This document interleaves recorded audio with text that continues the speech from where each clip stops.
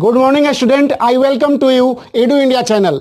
Dear students, आज हम लोग पढ़ेंगे क्लास 9 के मैथ्स। क्लास 9 का मैथ का पहला चैप्टर है नंबर सिस्टम। और दोस्तों, ये हमारा वीडियो एनसीईआरटी की बुक, आर.डी. शर्मा की बुक और आर.एस. अग्रवाल के बुक के कंक्लूजन के आधार पर बनेगा। तो हम बिना देर किए हुए आज पढ़ने की कोशिश करते हैं 9th क्लास का पहला चैप्टर, जो है कि नंबर सिस्टम। और उसमें है पहला रियल नंबर। तो रियल नंबर मीन्स वास्तविक संख्या। और ये रियल नंबर दो तरह के नंबर ग्रुप से बना हुआ है। पहला है रेशनल नंबर, दूसरा है irrational number. Rational number means परिमेय संख्या और इरेशनल नंबर्स मीन्स अपरिमेय संख्या। रेशनल नंबर भी दो तरह के नंबर ग्रुप से बने हुए हैं। पहला है फ्रैक्शन यानी भिन्न, और दूसरा है इंटीजर्स। इंटीजर्स मतलब पूर्णांक संख्या। इंटीजर्स भी हमारे दो तरह के नंबर ग्रुप से बने हुए हैं, नेगेटिव नेचुरल नंबर्स और whole numbers. Whole numbers mean पूर्ण संख्या, और पूर्ण संख्या भी दो तरह के नंबर ग्रुप से बने हुए हैं। पहला है जीरो और दूसरा है नेचुरल नंबर। और ये नेचुरल नंबर हमारा इस ग्रुप का सबसे छोटा ग्रुप है और सबसे बड़ा ग्रुप है रियल नंबर। तो इस तरह से आप इस फ्लो चार्ट को अपने मेमोरी में हमेशा याद रखिए, ताकि आपके क्लास का कोई भी प्रॉब्लम सॉल्व करने में आपको मदद मिलेगी। अब हम समझते हैं इस नंबर सिस्टम का जो फ्लो चार्ट बना था उनमें नंबर ग्रुप के बारे में। और उसमें सबसे स्मॉलेस्ट नंबर ग्रुप था नेचुरल नंबर। तो नेचुरल नंबर यानी प्राकृतिक संख्या। तो नेचुरल नंबर का जो डिफिनेशन मिलता है वो है all counting numbers are called natural number. और नेचुरल नंबर को डिनोट करते हैं एन द्वारा।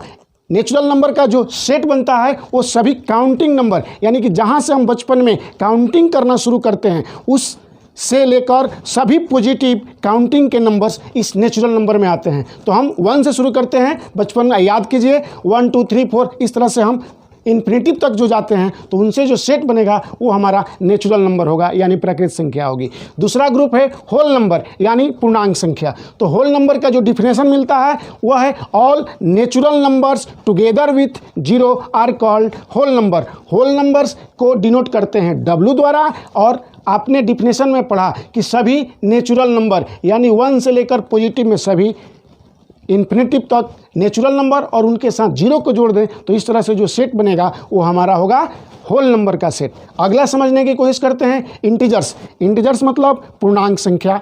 तो इंटीजर्स का डिफिनेशन मिलता है कि सभी काउंटिंग नंबर जीरो और निगेटिव काउंटिंग नंबर के मिलने से जो हमारा सेट बनेगा वो कहलाएगा इंटीजर्स, यानी all natural numbers zero and negative counting numbers are called integers. और इंटीजर्स को कैपिटल जेड या आई से इंडिकेट करते हैं।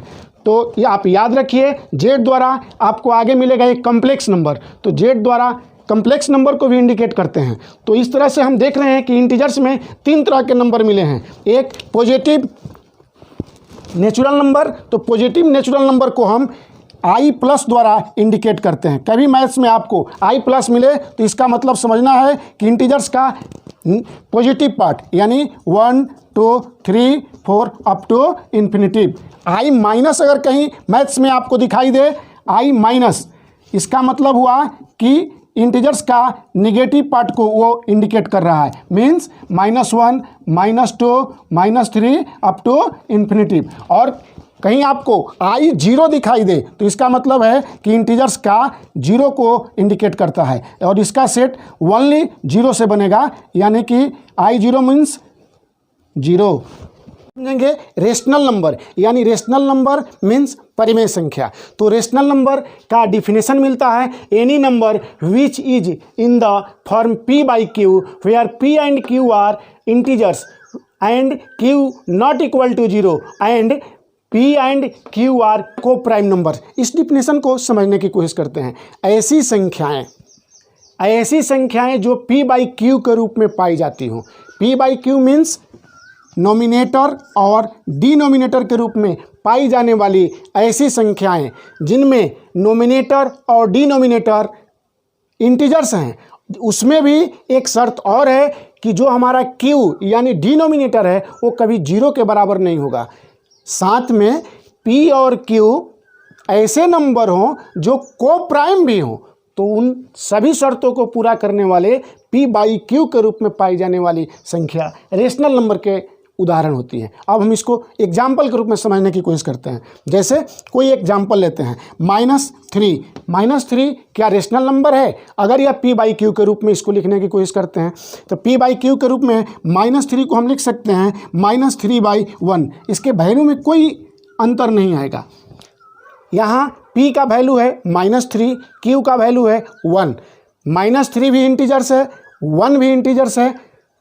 यहाँ तक हमारा डिफिनेशन परिभाषित हुआ। और कह रहा है कि q इक्वल नॉट हो 0 का, तो q यानी डिनोमिनेटर 0 के बराबर नहीं है। तो इस तरह से हमारा -3 एक रेशनल नंबर का उदाहरण हुआ। अगला एक और एग्जाम्पल समझने की कोशिश करते हैं। जैसे आपको दिया गया कि कहीं 2/3 में हम देख रहे हैं कि 2 भी इंटीजर्स है, 3 भी इंटीजर्स है, डिनोमिनेटर 0 भी नहीं है। तो इस तरह से हमारा 2/3 भी एक रेशनल नंबर का उदाहरण होगा। अब को प्राइम के बारे में समझते हैं कि को प्राइम नंबर क्या होते हैं। ऐसे नंबर जिनमें कॉमन फैक्टर सिर्फ 1 हो, यानी कॉमन फैक्टर सिर्फ 1 पाए जाने वाले नंबर को प्राइम नंबर कहलाते हैं। तो इस तरह से भी इन उदाहरणों को हम समझने की कोशिश करते हैं। जैसे 2/3 है, तो 2/3 को हम फैक्टराइज करेंगे तो इसको लिख सकते हैं 1 × 2, नीचे वाला को लिखेंगे 1 × 3। तो इनमें कॉमन फैक्टर अगर हम देख रहे हैं तो सिर्फ 1 पाया जा रहा है। तो इस तरह से 2/3 को प्राइम नंबर हुए और हमारा 2/3 जो फॉर्म है वो रेशनल नंबर का उदाहरण हुआ।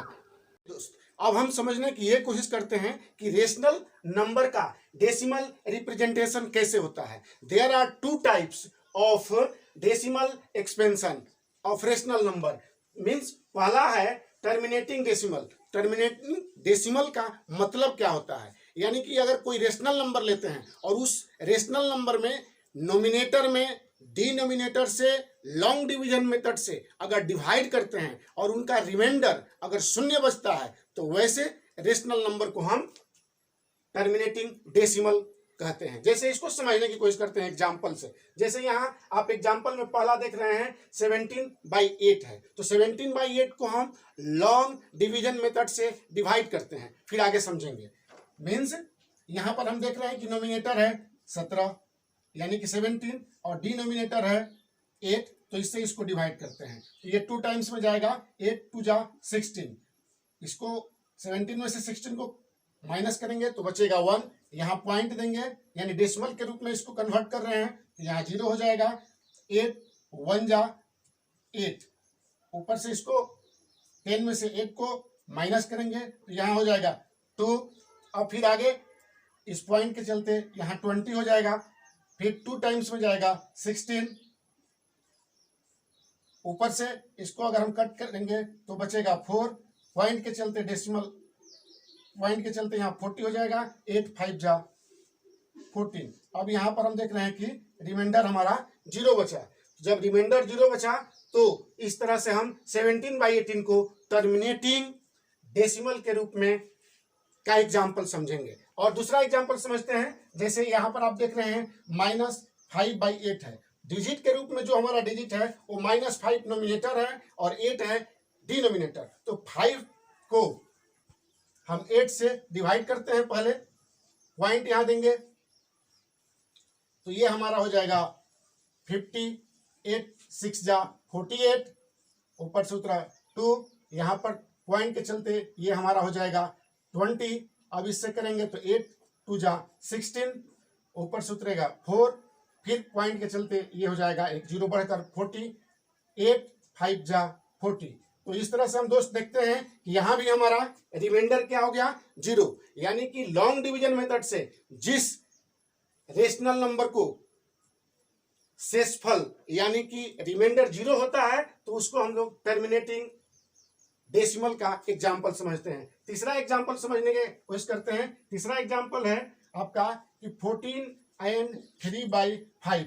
ये आप देख रहे हैं कि मिक्स नंबर के रूप में है, तो मिक्स नंबर को हम पहले फ्रैक्शन के रूप में बदलते हैं। तो ये आप बदलना पहले जानते हैं। 5 4 = 20 और +3 यानी कि 23/5। अब 23 को हम डिवाइड करेंगे 5 से। 5 4 = 20, माइनस करेंगे तो 3 और यहाँ पर एक पॉइंट देंगे तो ये हो जाएगा 30, 5 6 जा 30। यहाँ भी एक हम देख रहे हैं कि हमारा रिमाइंडर 0 हो गया। तो जब रिमाइंडर 0 हो जाता है तो इस तरह से हम इस फ्रैक्शन को यानी कि रेशनल नंबर को टर्मिनेटिंग डेसिमल का एग्जाम्पल समझते हैं। दोस्तों ये तो आप लॉन्ग डिवीजन मेथड से समझे। अब दूसरा मेथड हम समझते हैं, बिना डिवीजन किए हुए कैसे पहचान करेंगे कि कौन सा फ्रैक्शन यानी रेशनल नंबर टर्मिनेटिंग डेसिमल का एग्जाम्पल है। जैसे और उदाहरण लेते हैं हम और उसको समझते हैं। इसकी पहचान के लिए हम देखते हैं कि जो हमारा डिनोमिनेटर है उसका फ्रैक्शन अगर सिर्फ और सिर्फ 2 और 5 है, यानी कि जो हमारा डिनोमिनेटर होता है, डिनोमिनेटर का फ्रैक्शन अगर हम छोटे छोटे खंडों में उसको विभाजित करते हैं, यानी कि डिनोमिनेटर का उसको फैक्टराइज करते हैं, तो उसका जो फैक्टर है वो हमारा सिर्फ 2 और 5 रहता है, या 2 ही रहे सिर्फ या 5 रहे या दोनों रहे, तो उसको हम डायरेक्ट टर्मिनेटिंग डेसिमल का एग्जाम्पल समझ लेंगे। जैसे आप एक एग्जाम्पल के रूप में समझने की कोशिश करते हैं। मान लीजिए कि आपका एग्जाम्पल दिया गया है 23/8, तो डिनोमिनेटर यहाँ पर क्या है, हमारा डिनोमिनेटर है 8 को हम फैक्टराइज अगर करेंगे तो ये हमारा आएगा 2 × 2 तो हम देखते हैं कि जो हमने पहले आपको बताया कि अगर 2 और 5 यही दो उसके अगर फैक्टराइज फैक्टर हैं तो हम डायरेक्ट इसको कह सकते हैं कि ये हमारा टर्मिनेटिंग डेसिमल का एग्जाम्पल है। से हम दूसरा इसका जो टाइप है उसको समझने की कोशिश करते हैं। दूसरा टाइप है रिपीटिंग डेसिमल। इसको हम लोग रेकरिंग डेसिमल भी कहते हैं। रेकरिंग यानी कि इसके दो नाम हैं, रिपीटिंग डेसिमल या इसको रेकरिंग डेसिमल भी कहते हैं। अब इसका डिफिनेशन मिलता है हमारा, ए डेसिमल ऐसा decimal, a decimal in which a digit और set of digits is represented periodically is called repeating decimal या रेकरिंग डेसिमल। इसका मीनिंग क्या है कि जब हम किसी एग्जाम्पल को लेंगे और उसको हम उसके नोमिनेटर में डिनोमिनेटर से लॉन्ग डिवीजन मेथड से अगर डिवाइड करेंगे तो उसको जो हमारा पॉइंट के बाद वाला पार्ट जो हमारा आएगा वो एक नंबर के रूप में बार बार रिपीट होगा या नंबरों के सेट के रूप में बार बार रिपीट होगा। तो एग्जाम्पल से इसको समझने की कोशिश करते हैं। जैसे हमने पहला एग्जाम्पल आपको यहाँ पर दिया है कि 2/3, तो इसमें हम देख रहे हैं कि 2 को डिवाइड करेंगे 3 से, तो इसको हम डिवाइड करते हैं, यहाँ पॉइंट देते हैं, पॉइंट के चलते यहाँ 20 हो जाएगा 2, तो इसको डिवाइड करेंगे तो 3 6 जा 18, फिर ऊपर से हमारा माइनस करेंगे तो आएगा 2, पॉइंट के चलते यहाँ पर आएगा 0, फिर हो गया 20, फिर 3 6 जा 18, फिर ये हमारा बार बार 2 आएगा। यानी रिमाइंडर जब बार बार 2 आ रहा है तो इस तरह से ये हमारा जो नंबर है पॉइंट के बाद 6 6 6 6 इन्फिनिटिव तक आएगा। यानी हम डिफिनेशन से देखें हैं कि या तो किसी डिजिट का रिपीट बार बार हो रहा हो, या अगला एग्जाम्पल समझेंगे किसी डिजिट के ग्रुप का बार बार रिपीट हो रहा हो। तो इस तरह के एग्जाम्पल को हम रेकरिंग डेसिमल के एग्जाम्पल के रूप में समझेंगे। अब इस चीज़ को हम लिख सकते हैं इस तरह से, यानी कि 2/3 को हम देख रहे हैं कि हमारा 2/3 आ रहा है, नीचे लिखते हैं 2/3 ये आ रहा है 0.666 अप टू इन्फिनिटिव तक, और इसको हम आगे लिख सकते हैं ऐसे उदाहरण को। और यहाँ पर देख रहे हैं कि एक नंबर यानी 6 का बार बार रिपीट हो रहा है, तो बार बार जब ये रिपीट हो रहा है तो इसको हम लिख सकते हैं 0.6 के ऊपर बार देंगे। ये बार का चिन्ह आप पिछले क्लास में पढ़ चुके हैं। दूसरा एग्जाम्पल समझने की कोशिश करते हैं। दूसरा एग्जाम्पल जैसे है 2/11, यानी 2 को हम डिवाइड करेंगे 11 से, तो 11 यहाँ पॉइंट देंगे तो पॉइंट के चलते ये हो जाएगा हमारा 20, 11 1 जा 11, इसको माइनस करेंगे तो ये हमारा होगा 9, फिर पॉइंट के चलते यहाँ आ जाएगा 0 तो 90 हो गया। 11 8 जा 88, फिर यहाँ कट करेंगे तो आएगा 2, पॉइंट के चलते 0, फिर हम 1 टाइम में ले जाएंगे इसको तो ये हो जाएगा 11, और ऊपर से रिमाइंडर बचेगा 9, पॉइंट के चलते फिर 19, 8 टाइम्स में जाएगा 88, फिर हमारा बच जाएगा 2। और इस तरह से हम देखेंगे तो यहाँ पर दो नंबर कौन कौन सा 1 और 8 का बार बार रिपीट होगा।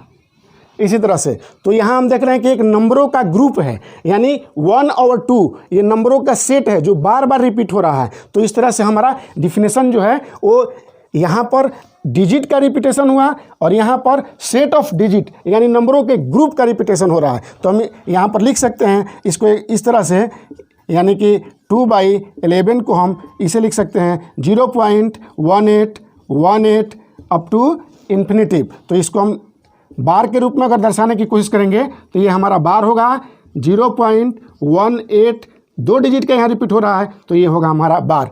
दोस्तों इस डिफिनीशन को हम समझने की कोशिश करेंगे, इससे हमारा इरेशनल का परिभाषा आपको समझने में बहुत ही आसानी मिलेगी। यानी कि हमने देखा कि रेशनल को दो तरह से हम डेसिमल रिप्रेजेंटेशन कर सकते हैं। पहला हमने जो टर्मिनेटिंग पढ़ा, टर्मिनेटिंग में पहचान क्या है कि उसका रिमाइंडर 0 हो जाए, और दूसरा पहचान क्या है कि नीचे वाला जो डिनोमिनेटर होता है उसके जो फैक्टर होंगे केवल और केवल 2 और 5 होना चाहिए। तो वैसे हम रेशनल नंबर को टर्मिनेटिंग रेशनल नंबर का एग्जाम्पल समझते थे। और दूसरा हमारा है रिपीटिंग या रेकरिंग डेसिमल। इसमें आपने अभी समझा, तो इस दोनों परिभाषा को आप बढ़िया से समझिए, तब आपको इरेशनल का परिभाषा समझने में आपको बहुत ही मदद मिलेगी। दोस्तों आपसे एक छोटी सी मेरी रिक्वेस्ट है कि अगर हमारा चैनल को आप सब्सक्राइब नहीं किए हैं तो प्लीज़ इसको सब्सक्राइब कर दीजिए, लाइक कीजिए, कमेंट दीजिए, बेल घंटी को भी बजाइए ताकि इस चैनल पर आने वाले सभी नोटिफिकेशन आपको सबसे पहले प्राप्त हो सके। स्टूडेंट हम समझते हैं इरेशनल नंबर के बारे में। इरेशनल नंबर का डिफिनेशन जो मिलता है, non terminating and non repeating decimals are called irrational number. हमने अभी कुछ देर पहले पढ़ा रेशनल नंबर, उसमें जो टर्मिनेटिंग नंबर आते थे, टर्मिनेटिंग मीन्स अगर हम लॉन्ग डिवीजन नंबर से भाग देते थे और उसका रिमाइंडर जो होता था 0 होता था तो उसको टर्मिनेटिंग करते थे। और इसी तरह से उसका एक यहाँ पर अपोजिट डिफिनेशन मिलेगा कि उसमें रेशनल नंबर जैसा रिमाइंडर कभी भी 0 ना आए तो उसको हम लोग कहेंगे नॉन टर्मिनेटिंग। और नॉन रिपीटिंग, रिपीटिंग का हमने रेशनल में पढ़ा कि रिपीटिंग मतलब कि कोई डिजिट या डिजिट का ग्रुप बार बार रिपीट होता था, एग्जाम्पल में हम समझे थे। लेकिन इसमें रिपीट तो होगा लेकिन वो उनका सीरियल नंबर एक जैसा नहीं होगा। अब एग्जाम्पल के रूप में हम समझते हैं इस चीज़ को इरेशनल का। जैसे कुछ उदाहरण है, √2, √5, यहाँ पर एक देखिए डेसिमल के रूप में इरेशनल नंबर का एक एग्जाम्पल लिखे हैं। यहाँ पर 1 और 0 का रिपीट तो हो रहा है लेकिन वो रिपीट होने का ग्रुप का क्रम जो है वो अलग है। जैसे यहाँ हम देख रहे हैं 0.10 है, फिर 1 के बाद 00 हो गया, तो इसको हम लोग रेकरिंग के रूप में नहीं लिख सकते हैं। 1 के बाद 000 हो गया, 1 के बाद 40 हो गया। तो इस तरह के जो एग्जाम्पल हमारे होंगे वो होंगे इरेशनल नंबर के एग्जाम्पल। और एक जैसे आपको एक एग्जाम्पल और समझाते हैं, जैसे 12, 112, 112, 111, इस तरह के अगर एग्जाम्पल हमारे मिलते हैं तो ये सभी एग्जाम्पल इरेशनल के एग्जाम्पल होंगे। तो इस तरह से हमने रियल नंबर परिवार के सभी नंबर के बारे में हमने पढ़ा। अब इसको हम एक ब्रिज चार्ट के रूप में समझते हैं ताकि आपको किसी तरह का प्रॉब्लम सॉल्व करने में मदद मिले। जैसे हमने देखा था, आप मेमोरी में याद कीजिए, सबसे जो छोटा ग्रुप था वो नेचुरल नंबर का ग्रुप था। तो एक छोटा सर्कल बनाते हैं और इसमें एक नेचुरल नंबर रखते हैं। इससे बड़ा जो ग्रुप था होल नंबर, नेचुरल नंबर के साथ अगर 0 को जोड़ देते थे तो होल नंबर होता था। तो इसके से एक बड़ा हम सर्कल बनाएंगे और वो जो सर्कल होगा वो हमारा सर्कल होल नंबर का होगा। और होल नंबर इंडिकेट करते थे W से। होल नंबर के साथ अगर नेगेटिव काउंटिंग नंबर को अगर शामिल कर लेते थे तो हमारा इंटीजर्स का ग्रुप बन जाता था। तो इंटीजर्स का जो सर्कल होगा होल नंबर से भी एक बड़ा सर्कल होगा। इंटीजर्स को हम लोग इंडिकेट करते हैं Z या कैपिटल I से। तो ये हमारा इंटीजर्स का सर्कल हो गया। और इससे बड़ा रेशनल नंबर का सर्कल होता था। इंटीजर्स में अगर फ्रैक्शन को शामिल करते थे तो हमारा रेशनल नंबर का ग्रुप बनता था। तो रेशनल नंबर का सर्कल इरेशनल से इंटीजर्स से भी बड़ा होगा। तो इंटीजर्स का जो इंडिकेट होता था, आप पढ़े हैं कि रेशनल नंबर क्यू द्वारा इंडिकेट किया जाता था, और इससे सबसे बड़ा रियल नंबर, और रियल नंबर को हम लोग आर से इंडिकेट करते हैं। और रियल नंबर का जो हमारा डिफिनेशन होगा, all rational number together with all irrational number are called real number. तो रियल नंबर को हम लोग कैपिटल आर से इंडिकेट करते हैं। तो इस तरह से एक सर्कल बना। अब इससे हम प्रॉब्लम सॉल्व करेंगे कैसे। आपसे कभी कभी पूछ देता है कि क्या natural number, N means natural number का इंडिकेट करता है, एलिमेंट है होल नंबर का, तो नेचुरल नंबर का सर्कल जो है होल नंबर के अंदर है। तो ये हमारा कथन सही होगा। अब इसी चीज़ को अपोजिट कर दें कि होल नंबर क्या मेंबर है नेचुरल नंबर का, तो हम देखते हैं कि होल नंबर में एक जीरो एक्स्ट्रा आ जाता है। तो होल नंबर का सर्कल नेचुरल नंबर से बड़ा है, तो ये हमारा गलत हो जाएगा। आपसे कोई पूछ दे कि क्या रियल नंबर रेशनल नंबर का मेंबर है, तो हम जानते हैं कि रियल नंबर में रेशनल नंबर के साथ इरेशनल नंबर को भी अगर जोड़ते हैं तो रियल नंबर का डिफिनेशन मिलता है। तो इस तरह से हमारा रियल नंबर का जो सर्कल है वो रेशनल नंबर से बड़ा है। तो इस तरह से ये हमारा गलत होगा। अब हम चैप्टर वाइज जब दूसरे वीडियो में प्रॉब्लम सॉल्व करेंगे क्लास 9th का, तो ये सर्कल का जो चार्ट है ये आपको बहुत ही मदद करेगा। तो आप इसको मेमोरी में रखिए या फ्लो चार्ट को मेमोरी में रखिए, तो ये आपको प्रॉब्लम सॉल्व करने में बहुत ही मदद मिलेगी। स्टूडेंट्स, अब हम पढ़ेंगे properties of irrational number. Means irrational number का क्या नेचर है, वो रेशनल नंबर के साथ मिलकर अपनी कैसा नेचर प्रदर्शित करता है। तो इस चीज़ को हम प्रॉपर्टीज के रूप में पढ़ेंगे। जैसे हम 4 प्रॉपर्टीज मिलता है हमको इरेशनल नंबर का। उसमें पहला है कि अगर किसी रेशनल नंबर के साथ इरेशनल नंबर को ऐड करें, सम करें, तो जो रिजल्ट मिलेगा वो हमारा इरेशनल नंबर होगा। जैसे एग्जाम्पल समझने की कोशिश करते हैं। एक रेशनल नंबर मान लीजिए कि हम 5 लेते हैं और इसके साथ कोई इरेशनल नंबर मीन्स √5 ले लिए और इसको हम आपस में सम करते हैं, तो जो हमारा रिजल्ट मिला यानी कि 5 प्लस ये √5, ये हमारा इरेशनल नंबर का एग्जाम्पल हुआ। दूसरा प्रॉपर्टी करता है कि रेशनल नंबर के साथ अगर किसी इरेशनल नंबर को हम सब्ट्रैक्ट करें तो जो हमारा रिजल्ट मिलेगा वो भी हमारा इरेशनल नंबर होगा। जैसे एग्जाम्पल हम समझने की कोशिश करते हैं। मान लीजिए कि कोई रेशनल नंबर हम 8 लेते हैं और उसमें से कोई एक इरेशनल नंबर √2 को सब्ट्रैक्ट करते हैं, तो जो हमारा रिजल्ट मिलेगा वो हमारा क्या होगा, इरेशनल होगा। अगला कोई तीसरा प्रॉपर्टीज कहता है कि रेशनल नंबर और एक इरेशनल नंबर को प्रोडक्ट कराया जाए, मल्टीप्लाई कराया जाए, तो जो हमारा रिजल्ट मिलेगा, जो उसका वैल्यू मिलेगा वो भी हमारा इरेशनल होगा। आपको इरेशनल नंबर को प्रूव करने में ये प्रॉपर्टीज बहुत ही अच्छा काम करेगी, तो आप इसको याद रखिए। जैसे तीसरा था कि एक रेशनल नंबर, तो रेशनल नंबर मान लीजिए कि हम 11 लेते हैं और इसके साथ हम प्रोडक्ट कराते हैं, मल्टीप्लाई करा रहे हैं किसी इरेशनल नंबर से, मान लीजिए √7 से, तो जो हमारा इसका रिजल्ट निकला 11/√7, तो यह हमारा इरेशनल नंबर होगा। फिर चौथा प्रॉपर्टी जिसका है, रेशनल नंबर को, किसी रेशनल नंबर को हम किसी इरेशनल नंबर से डिवाइड करते हैं, तो जो हमारा उसका रिजल्ट मिलेगा वो रिजल्ट इरेशनल नंबर होगा। एग्जाम्पल समझने की कोशिश करते हैं। मान लीजिए कि 7 एक रेशनल नंबर है और इसको हम किसी इरेशनल नंबर से डिवाइड करते हैं। डिवाइड करने वाला मान लीजिए कि √3 है, तो जो हमारा ये रिजल्ट मिलेगा इसका वो हमारा इरेशनल नंबर होगा। तो इस तरह से हमारे ये 4 प्रॉपर्टीज हैं इरेशनल नंबर का। तो आप इसको बढ़िया से मेमोरी में रखिए, आपको प्रॉब्लम सॉल्व करने में मदद मिलेगी।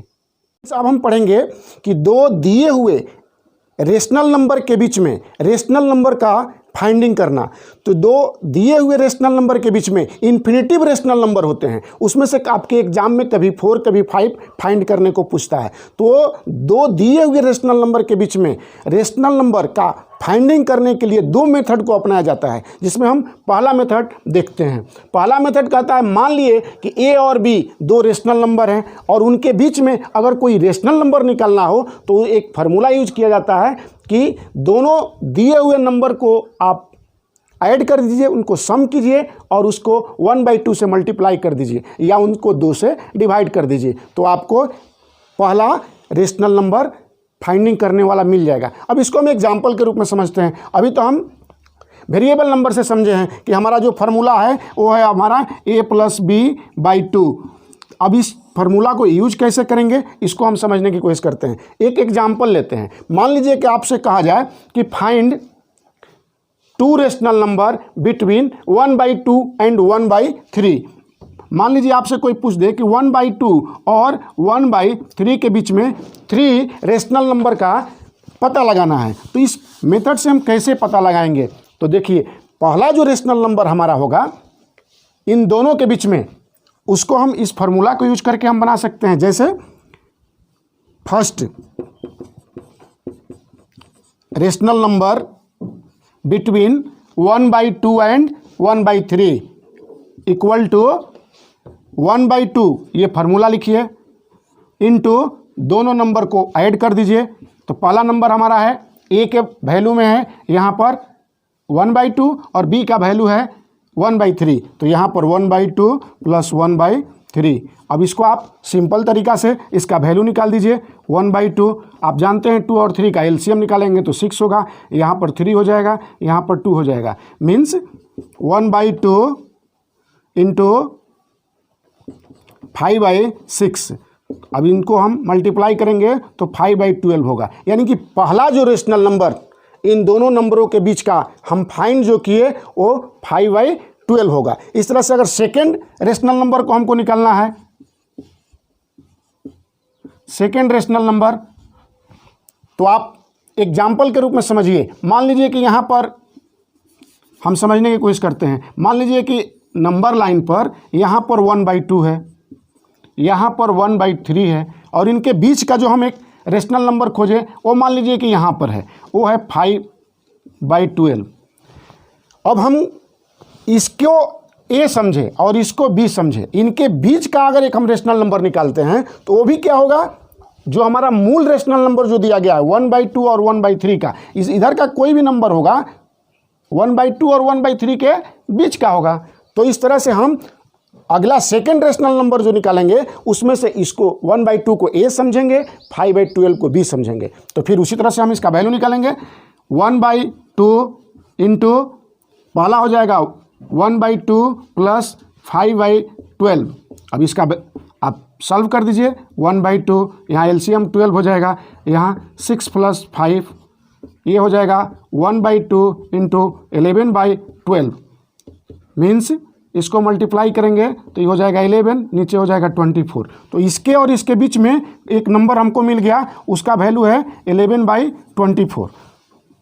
तो हम दो रेशनल नंबर खोज लिए। इसलिए थर्ड अगर निकालना होगा तो आप ये भी कर सकते हैं कि जो फर्स्ट रेशनल नंबर फाइंडिंग किया है उसको और बी वाला वैल्यू को ले लेंगे, इनके और इनके बीच का एक नंबर निकालेंगे, तो जो नंबर आएगा वो मूल दिए हुए ओरिजिनल दिए हुए रेशनल नंबर का बीच ही होगा। जैसे तीसरा मान लीजिए अगर निकालना हो तो हम, आप इसको समझ गए होंगे, आगे हम थर्ड को निकालना हो तो आप किसी तरह से थर्ड अगर निकालना है, थर्ड रेशनल नंबर, तो आप इनमें कोई भी दो नंबर लीजिए, इसके और इसके बीच का निकाल दीजिए या इसके बीच का निकाल दीजिए, इसको और इसको बीच को निकाल दीजिए, आप इसके लिए स्वतंत्र हैं। तो आप मान लीजिए कि हम निकालने जो जा रहे हैं फर्स्ट फाइंडिंग नंबर और जो दूसरा दिया हुआ नंबर प्रश्न में उससे, तो इस वही फार्मूला 1/2 5/12 + 1/3। अब इसको सॉल्व कर देंगे, एलसीएम हो जाएगा 12, ये हो जाएगा हमारा 5 + 4 मीन्स 1/2 इंटू 9/12 12 और ये कटने लायक है तो आप इसको कटा सकते हैं कॉमन फैक्टर के माध्यम से। ये 3 हो जाएगा, ये हमारा 4 हो जाएगा, मीन्स फाइनल हमारा जो वैल्यू मिला वो 3/8 हो गया। वो किसके किसके बीच में होगा? 5/12 एंड 1/3, तो इसके बीच में कहीं है हमारा 3/8। तो इस तरह से जो हमारा रिक्वायर्ड 3 रेशनल नंबर क्या क्या हुआ? 5/12, 11/24, 3/8। इस तरह से आप इन्फिनिटिव रेशनल नंबर का फाइंडिंग कर सकते हैं। अब हम सेकेंड मेथड का अध्ययन करेंगे कि इस मेथड से कैसे हम दो दिए हुए रेशनल नंबर के बीच में रेशनल नंबर का फाइंडिंग करते हैं। इसमें हमारा नियम कहता है कि दिए हुए दो रेशनल नंबर में n+1 से उसके न्यूमरेटर और डिनोमिनेटर में मल्टीप्लाई करके इक्विवेलेंट रेशनल नंबर निकालते हैं। जैसे इसको एग्जाम्पल से समझने की कोशिश करते हैं। यहाँ पर n+1 जो आप देख रहे हैं, n means finding rational number का नंबर, यानी कई प्रश्न में अगर 4 फाइंडिंग करना है तो n का वैल्यू 4 होगा, 5 अगर फाइंडिंग करना है तो 5 होगा। जैसे एक एग्जाम्पल लेते हैं, RS अग्रवाल के बुक में एक क्वेश्चन है, find 4 rational number between 3/7 and 5/7। दो दिए हुए रेशनल हमारे हैं रेशनल नंबर 3/7 एंड 5/7। तो इसके बीच में 4 रेशनल नंबर हमें खोजना है। तो यहाँ पर n का वैल्यू जो है वो 4 है, हमको निकालना पड़ेगा n+1 मीन्स n+1 यानी कि 4+1 यानी 5। अब इन दो दिए हुए रेशनल नंबर के न्यूमरेटर और डिनोमिनेटर में 5 से मल्टीप्लाई करके उसके इक्विवेलेंट रेशनल नंबर का पता लगाते हैं।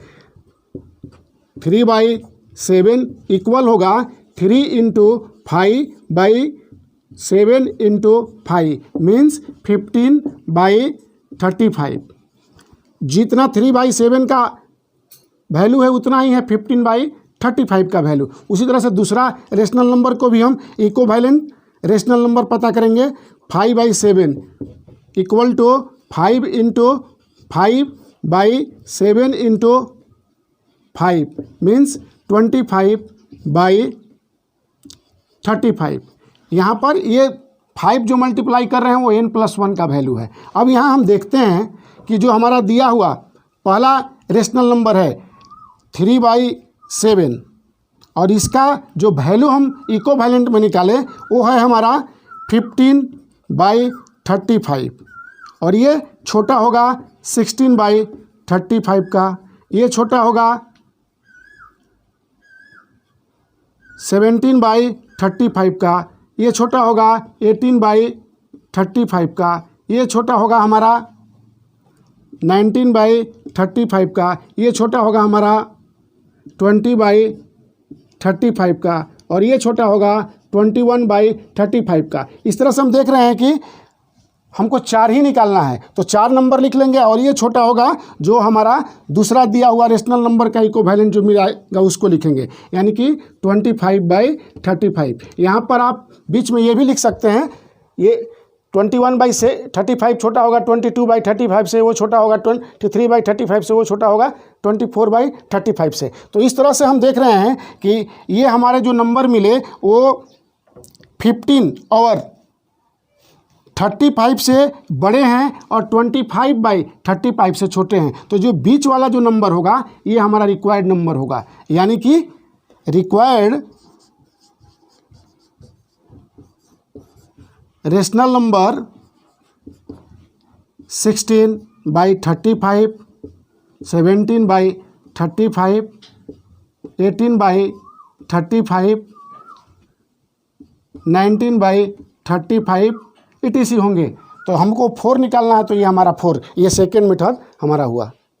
डियर स्टूडेंट्स, अब हम समझेंगे representation of rational number on real line, यानी नंबर लाइन पर रेशनल नंबर को हम कैसे रिप्रेजेंट करते हैं, उसको कैसे दर्शाते हैं। तो इस तरह से हम ये क्वेश्चन को समझने की कोशिश करेंगे जो आपके चैप्टर में भी इस तरह के प्रॉब्लम मिलेंगे। जैसे पहला क्वेश्चन है represent 5/7 on the real line. Real line की जगह पर भी नंबर लाइन भी आप को प्रश्न मिल सकता है। तो हम इसको समझने की कोशिश करते हैं। पहले हम एक नंबर लाइन बनाएंगे, तो ड्रा करेंगे एक नंबर लाइन को। जैसे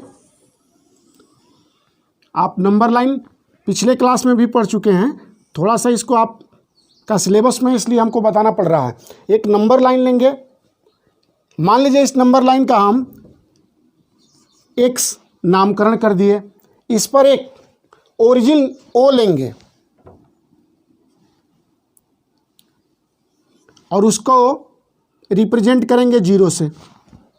ये भी हम जानते हैं कि ओरिजिन के राइट साइड में जो भी नंबर होते हैं वो पॉजिटिव वाले नंबर होते हैं, लेफ्ट साइड में होते हैं जो निगेटिव वाले होते हैं। तो जो रिप्रेजेंट करने वाला हमारा क्वेश्चन में नंबर होगा वो देखना होगा कि उसका साइन कैसा है। तो यहाँ हम देख रहे हैं कि 5/7 पॉजिटिव में है। इसका मीनिंग ये हुआ कि 0 से राइट साइड में ये नंबर हमारा मिलेगा।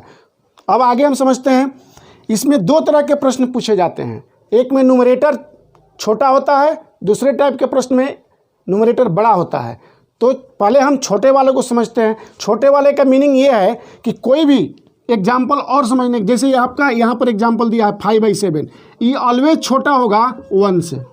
कोई भी न्यूमरेटर छोटा वाला अगर हम फ्रैक्शन लेंगे यानी रेशनल नंबर लेंगे तो वो हमेशा 1 से छोटा होता है। जैसे मान लीजिए आप 3/4 लिए तो ये भी हमेशा छोटा होगा 1 से। और एग्जाम्पल समझने की कोशिश करते हैं, मान लीजिए 11/12 तो ये भी हमारा ऑलवेज छोटा होगा 1 से। तो इस तरह के प्रश्नों को सॉल्व करते समय हम कैसे नंबर लाइन पर इसको प्रदर्शित करते हैं, इसको समझने की कोशिश करते हैं। हम एक 0 से राइट साइड में अगर पॉजिटिव साइन वाला नंबर है तो एक यूनिट नंबर लेते हैं। वो यूनिट सेंटीमीटर में भी हो सकता है, मीटर में भी हो सकता है, कोई भी एक इक्वल लेंथ का एक यूनिट लेते हैं। तो 0 से लेकर मान लीजिए यहाँ तक हमारा ये 1 यूनिट हुआ। आगे इसके इक्विवेलेंट दूसरा हमारा जो पॉइंट मिलेगा वो 2 का रिप्रेजेंट करेगा। जो हमारा न्यूमरेटर छोटा है डिनोमिनेटर से तो उस कंडीशन में वो हमेशा 0 से 1 के बीच में ही वो संख्या मिलेगी। तो इसको हम क्या करेंगे कि देखेंगे कि डिनोमिनेटर कितना है, इसका वैल्यू जितना होगा उतना हम 0 से लेकर और 1 यूनिट तक का जो हमारा डिस्टेंस होगा उतने इक्वल खंडों में उसे विभाजित करते हैं। जैसे यहाँ से हमको 0 से लेकर 1 तक का जो डिस्टेंस है इसको 7 भागों में, जितना डिनोमिनेटर का वैल्यू होगा उतने भागों में इसको डिवाइड करेंगे। तो मान लीजिए इसको 1 2 3 4 5 6 और अगला भाग होगा 7। तो जो इसमें पहला पॉइंट मिला हमारा वो होगा 1/7, दूसरा जो होगा वो 2/7, तीसरा होगा 3/7, चौथा होगा 4/7, पांचवा होगा 5/7, छठा होगा 6/7 और सातवां होगा 7/7 यानी 1। तो इस तरह से हम देखते हैं कि इस तरह के नंबर को रिप्रेजेंट नंबर लाइन पर करने के लिए वो हमेशा 0 और 1 के बीच में होगा। तो हमको क्या रिप्रेजेंट करना है 5/7। तो बाकी सबको हम दिखा भी सकते हैं, नहीं भी दिखा सकते हैं, लेकिन जिसको दिखाना है उस नंबर को आप या तो सबको दिखा रहे हैं तो इसको थोड़ा बड़ा कीजिए और यहाँ पर लिखिए आप 5/7, ये हमारा रिप्रेजेंट हो जाएगा। या अदर वालों को इक्वल खंडों में बांटकर अदर वालों को आप नहीं भी लिख सकते हैं, जिसको दिखाना है उसी को आप दिखा सकते हैं। तो इस तरह से हम छोटे न्यूमरेटर वाले फ्रैक्शन को नंबर लाइन पर दिखाते हैं। अगला हम समझने की कोशिश करेंगे, दूसरा एक एग्जाम्पल समझते हैं। जैसे यहाँ पर मान लीजिए कि दूसरा एग्जाम्पल में 5/7 की जगह पर कोई दूसरा नंबर मिलता है। मान लीजिए कि 2 नंबर जो हमारा एग्जाम्पल है, मान लीजिए हम लेते हैं -23/6। ये कैसे हम इसको रिप्रेजेंट करेंगे, तो हम एक नंबर लाइन बनाएंगे और ये हमारा माइनस साइन बता रहा है कि 0 से ये लेफ्ट साइड में ये पॉइंट हमको मिलेगा। तो हम एक नंबर लाइन ड्रा करेंगे, एक पॉइंट लेंगे हम O, जो वैल्यू होगा 0 को इंडिकेट करेगा। यहाँ से हम इस जो बड़े न्यूमरेटर वाले नंबर हैं इनको हम मिक्स नंबर के रूप में पहले कन्वर्ट करके समझने की कोशिश करते हैं। जैसे आप लॉन्ग डिवीजन मेथड से 23 को 6 से डिवाइड कीजिएगा तो ये हमारा 3 टाइम्स में जाएगा, यहाँ 18 आएगा और यहाँ पर रिमाइंडर 5 बच जाएगा। इसको मिक्स नंबर में लिखेंगे तो 3 and 5/6 लिखेंगे। तो ये हमारा 3 and 5/6 कह रहा है कि ये 3 यूनिट से आगे है और 4 यूनिट से पीछे है। मीन्स हमारा जो लेफ्ट साइड में जो नंबर होगा, पहला यूनिट अगर हम लेते हैं यहाँ पर -1, दूसरा लेते हैं -2 और तीसरा लेते हैं -3, चौथा लेंगे मान लीजिए कि -4। तो ये जो हमारा नंबर है 3 और 5/6, अगर माइनस में है तो लेफ्ट साइड में लिए हैं। ये जो हमारा होगा 3 और 4 के बीच में होगा। तो 3 और 4 के बीच में ये मिक्स नंबर का 5/6 वाला जो पार्ट है वो हमको बता रहा कि इसका डिनोमिनेटर जो है 6 है। तो वो 3 और 4 के बीच वाले भाग को आप 6 भागों में डिवाइड कीजिए। मीन्स 1 2 3 4 5 और अगला हो जाएगा 6। तो इसमें जो पहला होगा 3 और 4 के बीच में वो 3 और 1/6, दूसरा होगा 3 और 2/6, तीसरा होगा 3 और 3/6, चौथा होगा 3 और 4/6 और पांचवा जो होगा वो हमारा होगा 3 और 5/6 मीन्स -23/6। तो ये पहला हुआ, दूसरा, तीसरा, चौथा, पांचवा। तो ये जो हमारा जो नंबर है ये हमारा है -23/6। और इसको थोड़ा लंबा लाइन खींच देते हैं। और तो इस तरह से हम नॉर्मली रिप्रेजेंट करते हैं रेशनल नंबर को नंबर लाइन पर। अब हम समझेंगे इरेशनल नंबर को नंबर लाइन पर कैसे रिप्रेजेंट करते हैं। इंपॉर्टेंट क्वेश्चन है, बार बार परीक्षाओं में पूछा भी जाता है। जैसे √2 को नंबर लाइन पर रिप्रेजेंट कीजिए, √3 को कीजिए, √5 को कीजिए, √10 को कीजिए। तो आपको हम अभी √2 को नंबर लाइन पर रिप्रेजेंट करना बताते हैं। इसको अगर आप बढ़िया से समझेंगे तो आगे आपको किसी तरह के √3, √5 इन सब को भी आप रिप्रेजेंट कर सकते हैं। कैसे इसको करते हैं आप ध्यान दीजिए, थोड़ा बारीकी से इसको समझिए, आपको आगे कोई प्रॉब्लम नहीं होने वाला है। जैसे एक हम नंबर लाइन ड्रा करेंगे, उस नंबर लाइन पर एक ओरिजिन लेंगे। मान लीजिए उस ओरिजिन को O द्वारा रिप्रेजेंट करते हैं और हम जानते हैं पहले से कि ओरिजिन का नंबर लाइन पर वैल्यू 0 होता है। यहाँ से हमको कौन सा इरेशनल नंबर नंबर लाइन पर रिप्रेजेंट करना है इसको ध्यान में देना होगा। जैसे √2, √3, √5 कुछ भी हो सकता है। तो इसको हम पहले √2 को समझने की कोशिश करते हैं। हम जानते हैं कि √2 इक्वल होता है √1² + 1² का, मीन्स 1 + 1 का। यही हमारा √2 का वैल्यू होगा। तो ये हमारा चीज़ बता रहा है, इससे हमको पता चल रहा है कि नंबर लाइन पर ओरिजिन से 1 यूनिट दूरी पर एक पॉइंट लेंगे और उस पर एक ये जो हमारा हॉरिजॉन्टल लाइन है एक वर्टिकल लाइन खींचेंगे। उस वर्टिकल लाइन पर भी दूसरा जो पार्ट हमारा मिला 1 यूनिट, उसके बराबर एक पॉइंट खोजेंगे और उसको ओरिजिन से मिला देंगे। तो आगे हम समझते हैं उसको ड्रा करके।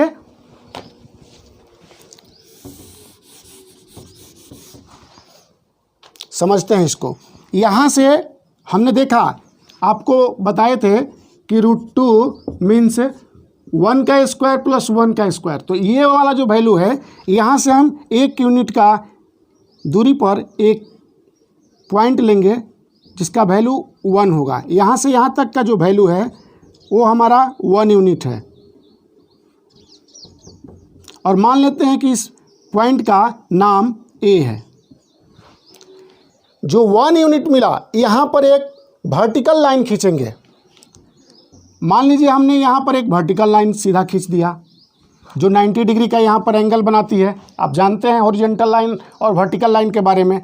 दूसरा जो यहाँ पर वैल्यू मिला है उतना ही लेंथ का यहाँ पर सेंटर मानकर एक हम पॉइंट लेते हैं। ये पॉइंट भी यहाँ से यहाँ तक 1 यूनिट के बराबर होगा। यानी कि मान लीजिए कि ये पॉइंट का नामकरण हम कर दिए B, यानी कि OA के बराबर OB होगा। ये भी हमारा 1 यूनिट के बराबर होगा।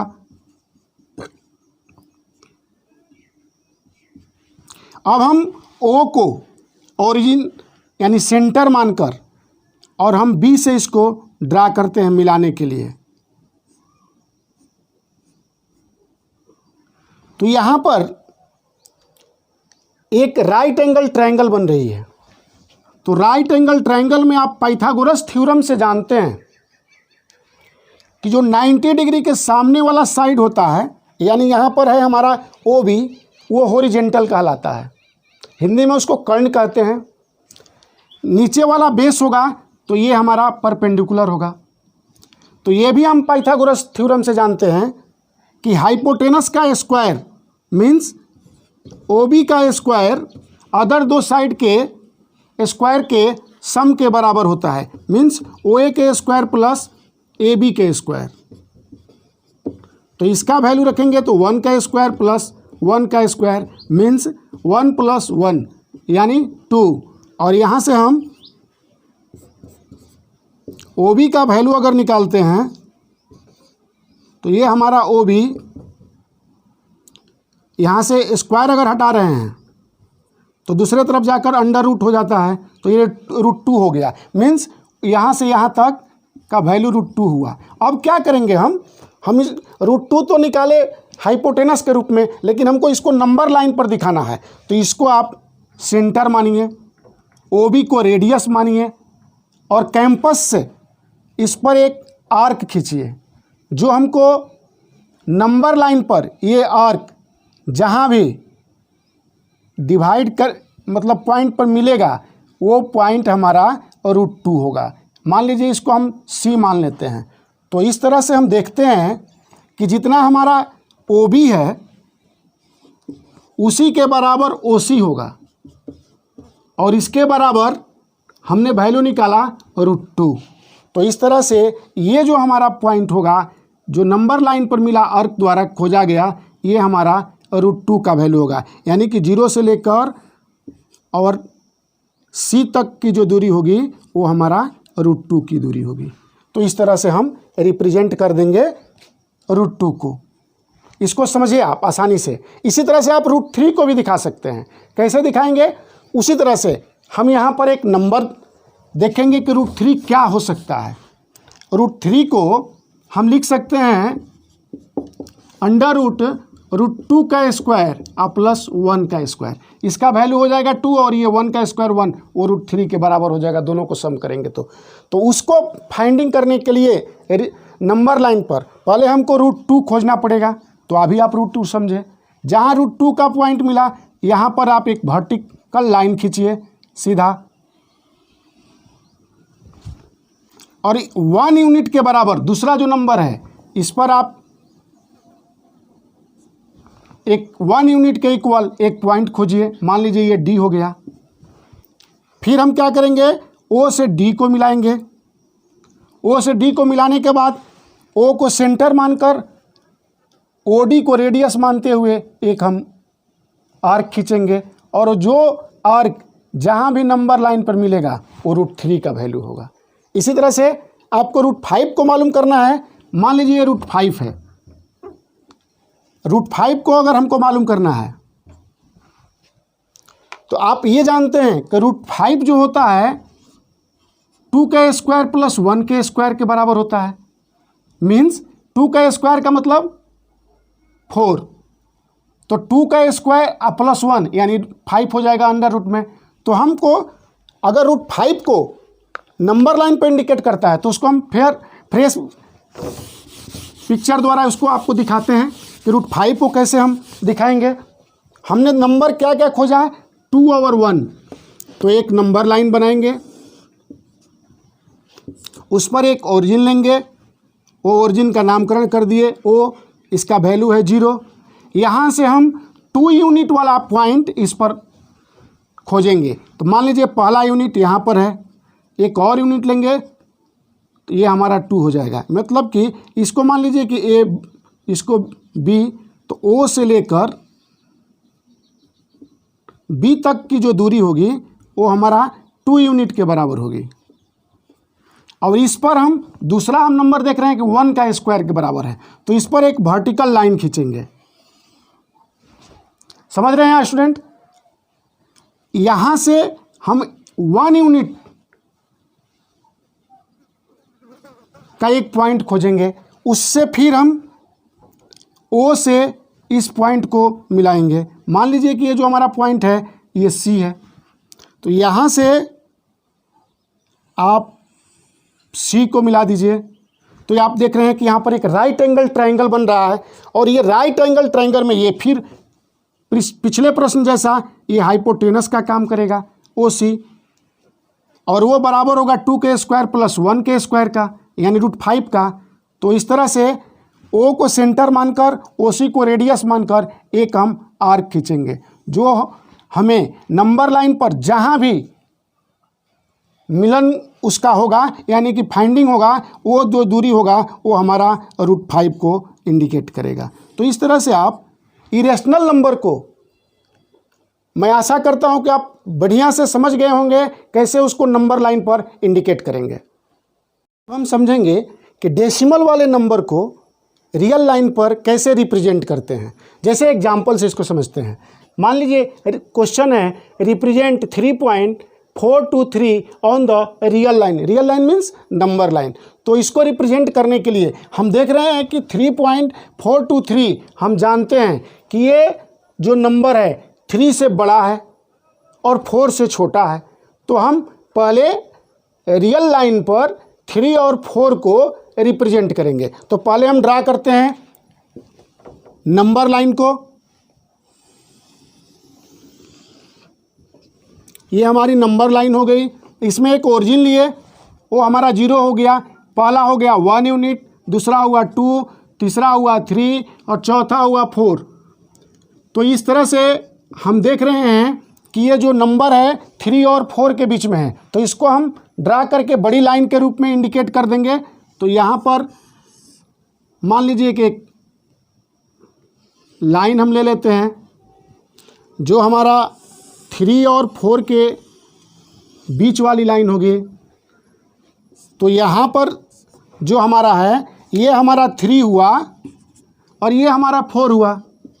अब हम देख रहे हैं कि 3 और 4 को हमको रिप्रेजेंट करना है। तो आप इसको रिप्रेजेंट कीजिए। 3 इसको 10 भागों में बांटिए आप, मतलब 3 से लेकर 4 तक को 3.1, 3.2, 3.3 इस तरह से आप 3.9, 3 और 4 तक इसको आप 10 भागों में बांट डालिए। तो ये मान लीजिए कि पहला हुआ, दूसरा, तीसरा, चौथा, पांचवा, छठा, सातवां, 9 और लास्ट में हमारा 4 हो जाएगा। तो ये जो रिप्रेजेंट करेंगे, ये जो हमारा होगा 3.1, 3.2, 3.3, 3.4, 3.5, 3.6, 3.7, 3.8 और ये होगा 3.9 और अगला होगा 3.10 मीन्स 4। तो अब आगे हमको देखना है कि 3.4 से आगे जाना है, मीन्स कि 3.4 से बड़ा और 3.5 से छोटा। तो हम 3.4 और 3.5 को भी ड्रा करके बड़ी लाइन बनाएंगे। तो यहाँ से एक ड्रा करते हैं, हम एक अलग इसको रिप्रेजेंट करते हैं। ये जो पॉइंट है हमारा, ये हमको इंडिकेट कर रहा है 3.4 को, और ये जो इंडिकेट करेगा 3.5 को। अब हमको इसको भी 10 भागों में बांट डालना है। क्या बांटेंगे? 3.41, 3.42, 3.43 इस तरह से हमको 3.5 तक पहुंचना है। तो इसको 10 भागों में आप बांट डालिए।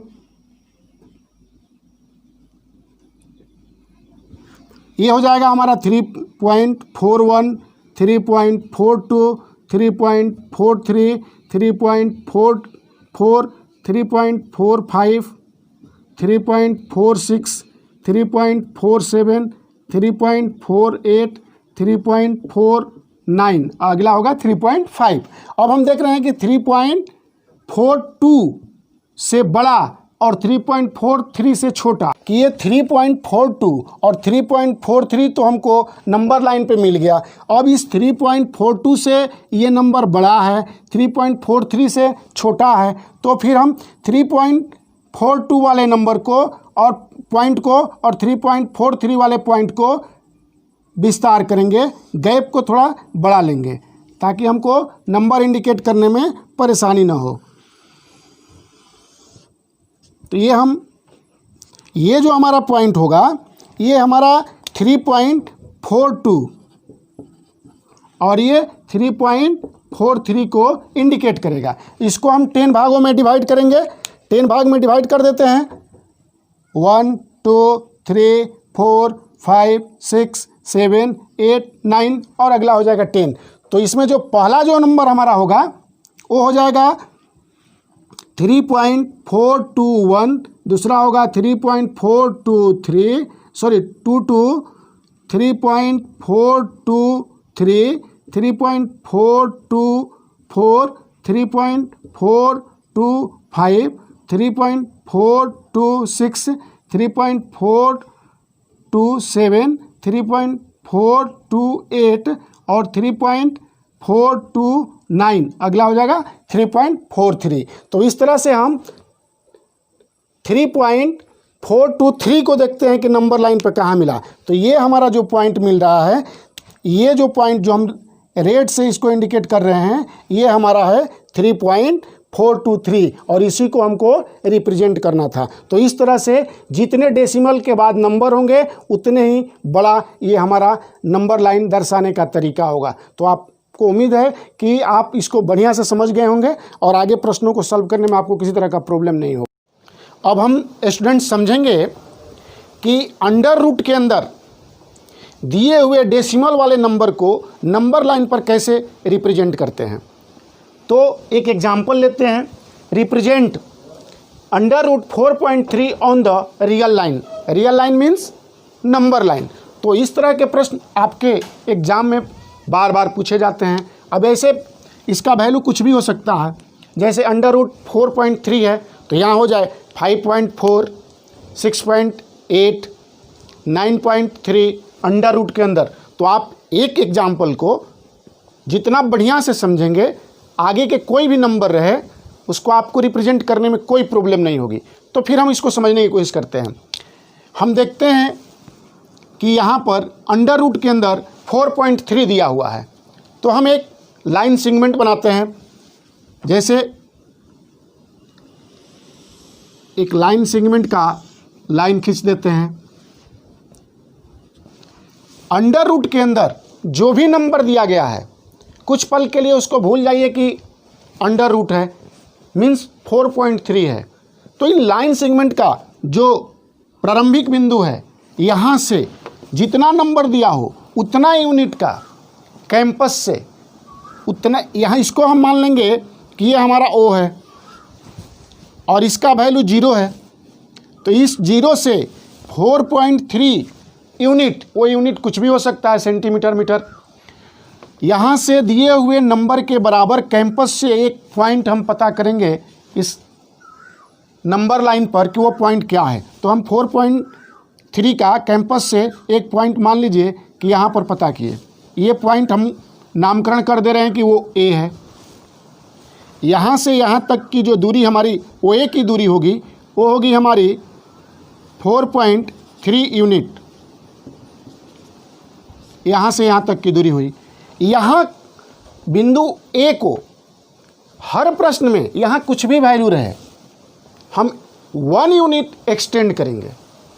तो यह ए बिंदु से 1 यूनिट के बराबर एक पॉइंट इस पर खोजेंगे। मान लीजिए कि यहाँ पर वो पॉइंट मिला, मीन्स इसका नामकरण कर देते हैं बी। तो ए बी का हमारा जो वैल्यू होगा वो होगा 1 यूनिट। इस बी पॉइंट मीन्स ए से बी तक 1 यूनिट हुआ। तो टोटल हमारा डिस्टेंस अगर निकालना हो ओ से बी तक, मीन्स ओ बी का वैल्यू, तो आप देख रहे हैं कि ओ ए प्लस ए बी के बराबर होगा। मीन्स ओ ए का वैल्यू है 4.3, तो 4.3 प्लस 1 मीन्स 5.3 यूनिट। ये 5.3 यूनिट हो गया। अब 5.3 यूनिट मीन्स ओ बी को हम 2 भागों में बांटकर इसका मिडिल पॉइंट इस नंबर लाइन पर पता करेंगे। आप जानते हैं मिडिल पॉइंट पता करने के लिए कैंपस को इसके आधे से अधिक फैलाकर हम दोनों तरफ काटते हैं, फिर दूसरे साइड वाले बिंदु से इसको कट करते हैं और इसको हम अपना स्केल रखकर मिला देते हैं। तो इस तरह से हमारा नंबर लाइन पर एक पॉइंट मिल गया जो OB का मिडिल पॉइंट है। अब इस जो पॉइंट मिला इसको हम मान लीजिए नामकरण कर देते हैं कि वो C है। अब इस C को सेंटर और इसका जो हाफ लेंथ है मीन्स OC या BC, इसको रेडियस मानकर एक सेमी सर्कल खींचेंगे कंपास के माध्यम से।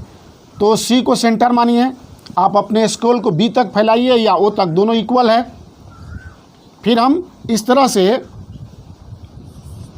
एक सेमी सर्कल खींचते हैं जो हमारा बिंदु O और B को संपर्क करेगा। अब हम क्या करेंगे, यहाँ से A तक की जो दूरी हम 1 जो होगी हमारी मतलब AC, उसको बाद में समझेंगे। पहले C पॉइंट पर एक वर्टिकल लाइन खींचेंगे। तो इस वर्टिकल लाइन को हम ऊपर की तरह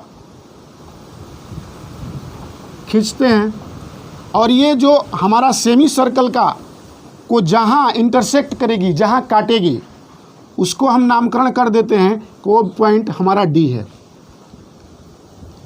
क्या है, इसको D समझेंगे। तो जो हमारा वैल्यू यहाँ पर दिया गया है वो हमारा AD की लंबाई के बराबर होगा। अब हम क्या करेंगे, इसको सेंटर मानेंगे, मीन्स A को सेंटर मानेंगे और AD को रेडियस मानकर एक आर्क खींचेंगे और उसको देखेंगे हम इस तरह से कि वो नंबर लाइन को कहाँ काट रही है। तो जो जहाँ काटेगी, मान लीजिए इसको हम मान लेते हैं E पॉइंट। तो AD की लंबाई √4.3 के बराबर होगा, मीन्स AD बराबर ही होगा AE, और ये कितना होगा √4.3। तो हम नॉमिनेट कर देंगे इसको, A से लेकर E तक की जो डिस्टेंस होगा वो √4.3 यूनिट के बराबर होगा। तो इस तरह से आप कोई भी प्रश्न दिया रहे तो आप इसको नंबर लाइन पर रिप्रेजेंट कर सकते हैं। इसको आप 1-2 बार वीडियो को समझने की कोशिश करेंगे तो आपको ये रिप्रेजेंट करना बहुत ही अच्छी तरह से आ जाएगा। अब हम ये समझने की कोशिश करते हैं कि इस AD की लंबाई या AE की लंबाई √4.3 यूनिट कैसे हुआ। मान लीजिए आप एग्जाम्पल से ये चित्र जो देख रहे हैं, यहाँ से C से D को हम मिला देते हैं।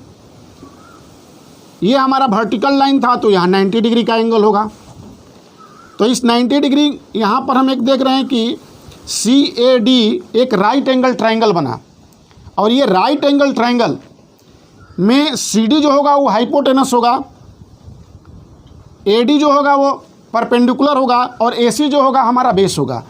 तो इस राइट एंगल ट्रायंगल में हम अगर इसका वैल्यू निकाल देते हैं, मीन्स AD का वही वैल्यू है हमारा AE का। तो इसको कैसे निकालते हैं इसको भी हम समझ लें। आपको प्रश्न के अनुसार निकालना नहीं है, लेकिन वो वैल्यू कैसे हुआ जनरली इसको बता दिया जाता है, लेकिन वो वैल्यू कैसे होता है इसको नहीं पता स्टूडेंट को चल पाता है। तो इस चीज़ को मैं बताने की कोशिश कर रहा हूँ, आप समझिए इस चीज़ को। आप देख रहे हैं कि राइट एंगल ट्रायंगल जो हमारा CAD बना, इसमें CD जो है हमारा, CD का लेंथ कितना होगा आप जानते हैं कि इस टोटल डिस्टेंस के मिडिल पॉइंट से रेडियस लेकर और ये सेमी सर्कल बनाया गया था। तो ये हमारा जो होगा इसके मिडिल पॉइंट के बराबर होगा। तो मिडिल पॉइंट का लेंथ कितना होगा, इस चीज़ को हम समझने की कोशिश करते हैं। ये जो हमारा मिडिल पॉइंट है, आप जान रहे हैं कि टोटल जो हम डिस्टेंस लिए थे A से O के बीच का, ये हमारा था 4.3 जितना दिया है, और उससे 1 यूनिट हम आगे बढ़ाए थे। तो 4.3 का 1 यूनिट आगे बढ़ाए तो टोटल उसको जोड़ देंगे, और उसका हाफ रेडियस हम लिए थे। तो इसको हम अगर जोड़ेंगे तो ये हमारा आ जाएगा 5.3/2 यूनिट। अब इसका वैल्यू हम निकालने की कोशिश करते हैं। ये वैल्यू क्या है, रेडियस का 1 यूनिट ज़्यादा है, तो उसमें से CAC का वैल्यू जो निकालेंगे, जो हमारा इस ट्रायंगल में बेस का काम कर रहा है, वो हमारा इस रेडियस से 1 यूनिट कम होगा, मीन्स 5.3/2 से 1 कम इसको कर देते हैं। जब इसको निकालेंगे वैल्यू तो ये हमारा आ जाएगा 5.3 - 2/2, मीन्स AC बराबर हो गया 3.3/2 unit.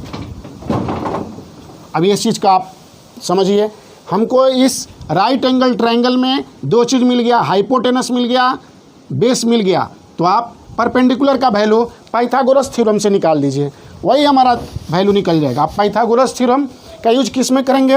Right angle triangle CAD में। ये हाइपोटेनस है, मीन्स हाइपोटेनस मीन्स क्या? CD। तो CD का स्क्वायर आप जानते हैं पाइथागोरस थ्योरम से होता है कि हाइपोटेनस के स्क्वायर परपेंडिकुलर के स्क्वायर और बेस के स्क्वायर के सम के बराबर होता है। तो हम इसको लिख देंगे AC का स्क्वायर प्लस AD का स्क्वायर, और इसका वैल्यू आपको मालूम है यहाँ कि 5.3/2 है, तो ये हमारा इसका होल स्क्वायर हो जाएगा। इसका वैल्यू भी आपको मालूम है 3.3/2 का होल स्क्वायर, और इसका वैल्यू हमको निकालना है मीन्स AD का, तो इसको रहने देंगे, इसको फिर ला देंगे हम, दोनों नॉन वेरिएबल को एक तरफ ला देंगे तो हमको मिल जाएगा AD का स्क्वायर बराबर 5.3/2 का स्क्वायर माइनस 3.3/2 का होल स्क्वायर। इन दोनों में से हम नीचे देख रहे हैं 1/2 है, तो 1/2 को अगर कॉमन करेंगे तो स्क्वायर के चलते 1/4 हमारा इसमें से बाहर निकल जाएगा। मान लीजिए ये तो आप देख लेंगे, इसको मिटा देते हैं, आगे समझते हैं इसको। AD स्क्वायर का वैल्यू हमारा मिलेगा, इनमें से 1/4 आप कॉमन ले लीजिए तो हमारा मिल जाएगा 5.3 का स्क्वायर माइनस 3.3 का स्क्वायर। अब ये हमारा हो जाएगा 1/4, ये हो जाएगा 5. देखिए यहाँ पर एक फार्मूला यूज होगा, A square minus B square, तो आप जानते हैं formula A + B × A - B, तो 5.3 + 3.3, दूसरा हो जाएगा 5.3 - 3.3, ये हमारा हुआ 1/4। इस दोनों को हम सम करेंगे तो ये हमारा वैल्यू आ जाएगा 8.3 इंटू, इनमें से माइनस करेंगे तो 2, और ये 2 से ये हमारा 4 कट जाएगा, सॉरी इसको जोड़ेंगे तो यहाँ आएगा 8.6, और इससे इसको हम 2 से कट कराएंगे तो ये हमारा आ जाएगा 4.3। मीन्स हमको मिला अभी तक AD स्क्वायर बराबर 4.3। इधर से स्क्वायर हटाएंगे तो दूसरे तरफ हमारा क्या लग जाएगा? अंडर रूट, मीन्स AD का जो हमारा वैल्यू मिला √4.3 यूनिट। तो इस तरह से इसको हम रिप्रेजेंट कर देते हैं। ये आपको प्रश्न के अनुसार बनाने की ज़रूरत नहीं है, लेकिन आप इसको समझ जाइए, आपको न्यूमेरिकल सॉल्व करने में, मैथमेटिक्स के प्रॉब्लम दूर करने में आपको इस तरह के प्रॉब्लम नहीं मिलेंगे। अब हम समझेंगे, हमारे प्रश्नों में इस तरह का भी प्रश्न पूछा जाता है कि express 0.57 in the form P/Q where P and Q are integers and Q not equal to 0। Means ये जो हमारे रिपीटिंग वाले नंबर हैं उनको जो डेसिमल में लिखा रहता है, इनको कहता है कि फ्रैक्शन के रूप में आप रिप्रेजेंट कीजिए, उसको फ्रैक्शन के रूप में बदलिए। तो इस तरह के प्रश्न कैसे बनाएंगे? इम्पॉर्टेंट क्वेश्चन है, कई बार एग्ज़ाम में पूछा जा चुका है, तो इसको हम समझेंगे। बहुत ईजी है, आप एक दो एग्जाम्पल में समझाता हूँ, आप इस तरह के प्रश्नों को बहुत आसानी से बना सकते हैं। फिर समझने की कोशिश करते हैं। जैसे आपको दिया गया है 0.57 को P/Q मीन्स रेशनल नंबर के रूप में, फ्रैक्शन के रूप में इसको आप बदलिए। कैसे बदलेंगे? जो दिया हुआ है यहाँ वैल्यू कुछ भी रहे, उसको एक वेरिएबल नंबर के इक्वल मान लिया जाता है। जैसे हम मान लेते हैं लेट x इक्वल टू जो नंबर दिया गया है 0.57। आप जानते हैं जितने डिजिट पर बार दिया रहता है वो डिजिट बार बार रिपीट होता है डेसिमल फॉर्म में, तो इसको हम ऐसे लिख सकते हैं x equal to 0.575757 up to infinitive, और इसको आप इक्वेशन 1 मान लीजिए। अब यहाँ हम एक चीज़, मार्केबल चीज़ है, उसको आप ध्यान दीजिए। यहाँ हम देखते हैं क्या, आगे के प्रश्न सॉल्व करने में आपको प्रॉब्लम नहीं होगा। आगे हम इसमें देखते हैं कि कितने डिजिट या डिजिटों का ग्रुप का रिपीट हो रहा है। तो प्रश्न में हम देख रहे हैं कि 5757 को बार बार रिपीट, यानी दो तरह के डिजिट हैं 5 और 7, इनको ही हम बार बार रिपीट कर रहे हैं। तो ये चीज़ हमको ध्यान देना है कि कितना डिजिट को बार बार रिपीट किया जा रहा है। तो इस प्रश्न में 2 डिजिट 5 और 7 को बार बार रिपीट किया जा रहा है।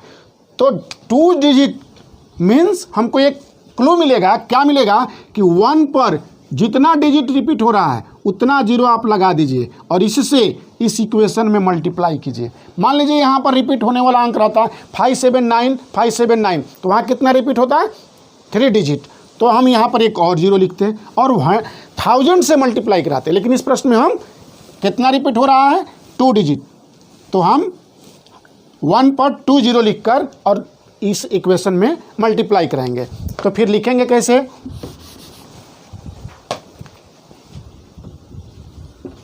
मल्टीप्लाई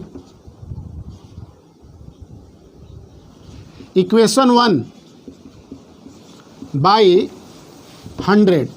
अब आपको पता चल गया होगा कि 100 कहाँ से आया, तो दोनों तरफ हम इसको मल्टीप्लाई कराएंगे तो x हो जाएगा 100x और इसमें मल्टीप्लाई कराएंगे तो आप जानते हैं कि 1 पर 2 जीरो है यानी 100 है, तो राइट साइड में हमारा 0.2 डिजिट हट जाएगा, तो ये हमारा हो जाएगा 57.5757 अप टू इन्फिनिटिव। तो इसको हम मान लिए इक्वेशन 2। ये इस तरह के प्रश्न में, हर प्रश्न में यही सेम काम करना है, सिर्फ डिजिट बदलेगा। अब हम क्या करेंगे, इक्वेशन 2 से इक्वेशन 1 को सब्ट्रैक्ट करेंगे, तो लिखेंगे सब्ट्रैक्टिंग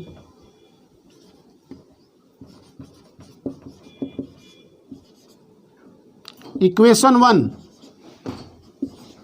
फ्रॉम इक्वेशन 2। अब इक्वेशन 2 से 1 को हम सब्ट्रैक्ट करेंगे तो यहाँ हो जाएगा 100x minus x means 99x। इधर आपका डेसिमल के रूप में सब्ट्रैक्ट करना है, तो आप यहाँ पर सब्ट्रैक्ट कर लीजिए अपने रफ पर कहीं। दूसरा इक्वेशन का डेसिमल पार्ट है 57.575757 अप टू इन्फिनिटिव, और पहला इक्वेशन का है तो पॉइंट को सामने हम लिखेंगे यहाँ 0.575757 अप टू इन्फिनिटिव, और इसको हम अगर सब्ट्रैक्ट करते हैं तो पॉइंट के राइट साइड वाला जो पार्ट होगा वो भी जीरो हो जाएगा, 57 में से जीरो जाएगा तो हमारा आ जाएगा 57.0 मीन्स वैल्यू क्या मिला हमारा 57। तो हम सब्ट्रैक्ट कर लेंगे रफ पर कहीं और यहाँ पर वैल्यू हमारा जो मिलेगा वो आया 57। अब यहाँ x का वैल्यू निकाल लेंगे, तो x का वैल्यू निकालने के लिए हम नॉन वेरिएबल नंबर को दूसरे तरफ भेज देते हैं, मीन्स x बराबर हो जाएगा, यहाँ मल्टीप्लाई में दूसरे तरफ डिवाइड में चला जाएगा, तो 57/99 और इस आप p/q के रूप में मिल गया। लेकिन आप जानते हैं कि जो हमारा रेशनल नंबर होता है वो सिंपलेस्ट रूप में होता है, तो इसको आप अगर कॉमन फैक्टर जो है उसको कट करा दीजिए तो ये 3 से कट जाएगा, तो यहाँ 19 हो जाएगा, ये 33 हो जाएगा, मीन्स मिला हमारा 19/33 और यही हमारा आंसर हो गया। हमने x को क्या माना था जो हमारा प्रश्न दिया गया है, तो अब आप यहाँ पर फाइनली लिख दीजिए हेंस 0.57 इक्वल टू 19/33, यही हमारा आंसर हो गया। एकदम सिंपल चीज़ है। और एक दूसरा एग्जाम्पल भी समझने की कोशिश करते हैं हम, जैसे मान लीजिए आप इसको समझिएगा, बहुत आसान तरीका है। दूसरा एक और एग्जाम्पल देते हैं। क्या एग्जाम्पल होगा, मान लीजिए कि यहाँ पर हमारा जो डिजिट है वो बदल गया। जैसे इसी क्वेश्चन को पूछ दिया जाए कि 0.999 इन्फिनिटिव तक है और इसको हम कैसे p/q के रूप में रिप्रेजेंट करेंगे। दूसरा एग्जाम्पल हम समझने की कोशिश करते हैं। तो आपको कुछ नहीं करना है, जो पहला में आप तरीका अपनाए थे उसी तरीका को यहाँ भी अपनाइए। कैसे करेंगे आप समझिए। सेम जो नंबर दिया गया है उसको आप किसी वेरिएबल नंबर के इक्वल मान लीजिए। तो उसी तरह से हम मानते हैं लेट x इक्वल टू 0.9999 कब अप टू इन्फिनिटिव। आप जान रहे हैं यहाँ पर रिपीट होने वाला नंबर यहाँ पर क्या है 9 को ही बार बार रिपीट किया जा रहा है, मतलब कि एक नंबर को बार बार रिपीट किया जा रहा है। तो जो हम इसमें मल्टीप्लाई करेंगे वो 1 पर 10 देकर यानी 10 से मल्टीप्लाई करेंगे। तो इसको आप मान लीजिए जैसे पहला सवाल में माने थे, तो इसको मान लीजिए इक्वेशन 1। अब इस इक्वेशन को आप कितना से मल्टीप्लाई करेंगे, जितना नंबर हमारा रिपीट हो रहा है उतना 0 या 1 पर लगाकर यानी 10 से। तो इसको हम लिखेंगे multiply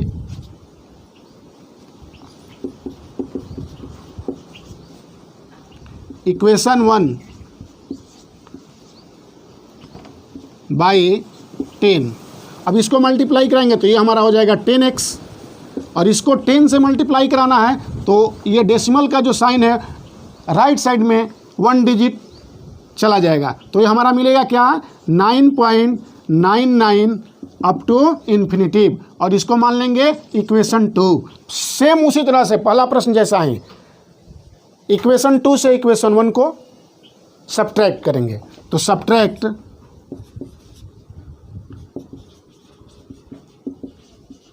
equation 1 from equation 2। 10x में से 1x को कट करेंगे तो आप जानते हैं 9x आ जाएगा,